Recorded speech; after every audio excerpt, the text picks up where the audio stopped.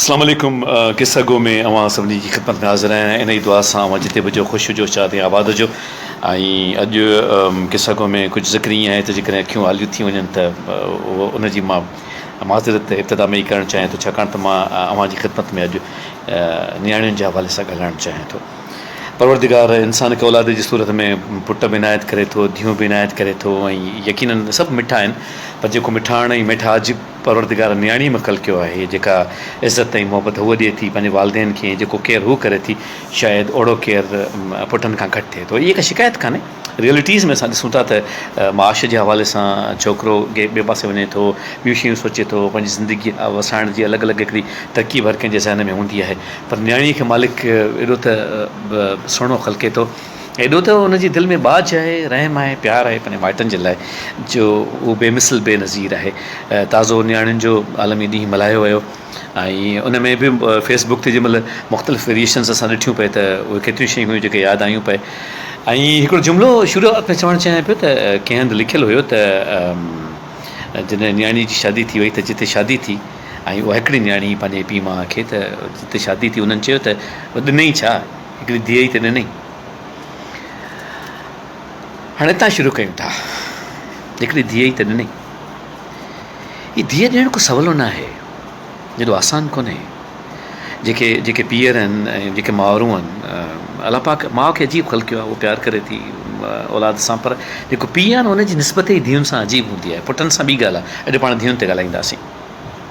त पीउ जॾहिं मोस्टली जॾहिं पंहिंजी नियाणीअ खे विदा करे थो, रुख़्सत करे थो, त कपिजे थो, टुकर टुकर थिए थो, हिसा थिए थो, भॼे थो, पुरे थो।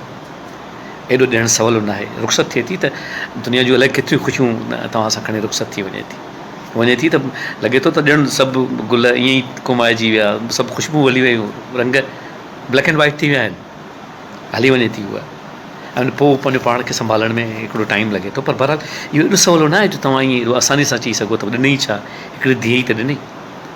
हुन सभु कुझु ॾिनो, हुन पंहिंजो पाण ॾिनो, पंहिंजो पाण अर्पियो, पंहिंजे वजूद खे भाङा करे, हिसा करे, पंहिंजो जिगर कढी तव्हांखे ॾिनो, जंहिंजो क़दुरु करणु घुरिजे। नंढड़ियूं हूंदियूं आहिनि न, असां वटि हूंदियूं आहिनि, चवंदा आहिनि त धीअ परायो धाणा आहे, ठीकु आहे, वञिणो आहे हुनखे पंहिंजे घर, ऐं अलाह साईं करे नसीब सुठा हुजनि हर कंहिंजा, नियाणियूं पंहिंजनि घरनि में ई सुहनि थियूं, पर कहिड़ी ख़बर त अॻियां छा थियणो आहे। हिकिड़ी हिकायत यादि अचे थी त नंढपण में हूंदी त हमेशह सालगिरह ते ज़ोरीअ तोहफ़ो वठंदी हुई। मां चवंदो असां तोहफ़ो कोन्हे को, पोइ रड़ियूं कंदी, इज़त कंदी, रोअंदी, पोइ आख़िर में मां हुनखे सरप्राइज़ ॾेई हिकिड़ो तोहफ़ो हुनजी ख़िदमत में पेश कंदो हुउसि, पोइ ॾाढी ख़ुशि थींदी, अची भाकुर पाईंदी पप्पा खे। हुनजी शादी थी वई, शादी खां पोइ जॾहिं हुनजी पहिरीं सालगिरह आई त हुनखे सरप्राइज़ ॾियण लाइ पोइ मूं सोचियो त मां ईअं ओचितो वञांसि त तोहफ़ो खणी हुनजे घर, त चई जॾहिं मां हुनजे घर जी ॾाकणियूं चढ़ी रहियो हुउसि त अंदरां झेड़े जो आवाज़ु आयो पई, ऐं हुनजो मुड़ुसु हुनखे ॻाल्हाए रहियो हुयो। मां चुप करे मोटी आयुसि, ऐं ॿाहिरि अची मूं हुनखे फ़ोन कई त अम्मा कहिड़ा हाल आहिनि, जनमु ॾींहुं मुबारक हुजे। त हुन हिकदमि मूंखे फ़ोन ते खिली चयो त बाबा अॼु मुंहिंजो जनमु ॾींहुं आहे न, असां अॼु ॿाहिरि पिया मल्हायूं, असां हिकिड़े होटल ते मानी खाइण आया आहियूं, अॼु तव्हां घर न अचिजो, पाण पोइ मिली वठंदासीं। इहा आहे धीअ, जंहिंखे पंहिंजो घर बि संभालणो हूंदो आहे, ऐं जंहिंखे माइटनि खे बि संभालणो हूंदो आहे। उनजी जेतिरी इज़त कजे, जेतिरो प्यारु कजे, ओतिरो घटि आहे।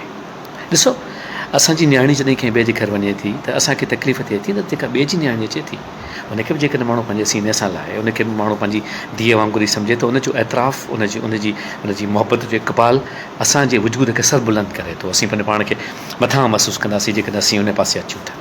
त पर नियाणियुनि जे ॾींहं में मूंखे हिकिड़ी ॻाल्हि यादि अचे थी, आख़ुंद इक़बाल जो किताबु आहे फ्लैश फिक्शन जो, आख़ुंद जा अफ़साना, उन में हिकिड़ो असां हुनजो पैराग्राफ लिखियो हुयो जेको मां तव्हांखे पढ़ी ॿुधाइणु चाहियां थो।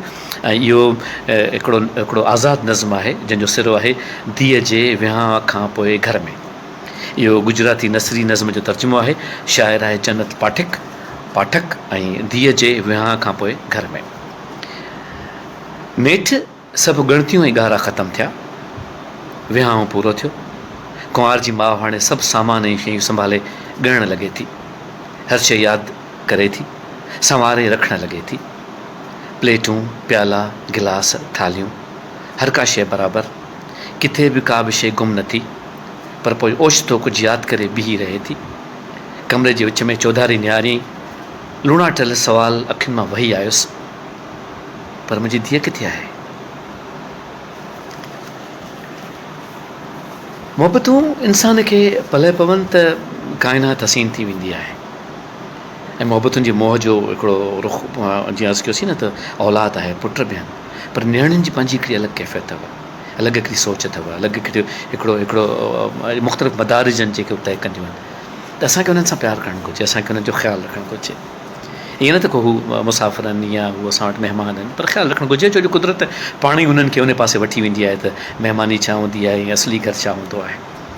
तव्हां नोट करे ॾिसो, शादी थी वञे थी, पोइ घरनि में अचनि थियूं त पोइ सुवाल पुछंदियूं आहिनि, हीअ खणा, हू खणा, तुंहिंजी पंहिंजी शइ आहे यार, तुंहिंजो पंहिंजो घरु आहे, तूं छा लाइ थी पुछी त मां हीअ खणा या हू खणा? फ्रिज मां पाणीअ जी बोतल खणंदी त सोचींदी त हीअ खणा या न खणा, मानी जो ग्रह खणंदी त 10 भेरा सोचींदी यार हीअ छा थी वियो आहे। त कुदरत हुनखे इन्हनि सभिनी शयुनि सां सरफराज़ कयो आहे। नियाणियुनि जो आलमी ॾींहुं असां पंहिंजी मोहबतुनि ऐं दिलयुनि सां अक़ीदतुनि सां मल्हायो, त कोशिशि कजे त हुनजी तालीम जो ख़्यालु रखिजे, कोशिशि कजे त हुनजी मोहबतुनि जो क़दुरु कजे, कोशिशि कजे त हुनखे एतिरो प्यारु ॾिजे जो ज़िंदगीअ में खेसि कॾहिं बि प्यार जी कमी महसूसु न थिए। कोविड चवनि था त वरी थोरो कुझु ज़ोर थिए पियो थो, ऐं कोरोना वायरस में अञा कमी त आई हुई, पर कुझु शयूं ॿियूं बि आहिनि त वरी तव्हांखे अर्ज़ु कंदासीं त महिरबानी करे ख़्यालु रखिजो, मास्क ज़रूरु पाइजो, सोशल डिस्टेंसिंग जो ख़्यालु कजो, ऐं घणो जेको ॿाहिरि मेल मुलाक़ात आहे उनखां पासो कजो, जेको जीअं हुकूमत चए थी महिरबानी करे उसूलनि जी सख़्तु पोइवारी कजो। मालिक करीम खे दामे दर में कर में सुख ने सिर्फ़ु पंहिंजो मोहताज रखे, जिते बि हुजो ख़ुशि हुजो, शादी आबाद हुजो। इंशाअल्लाह वरी मिलंदासीं। फ़ी अमान अल्लाह। अल्लाह भाई।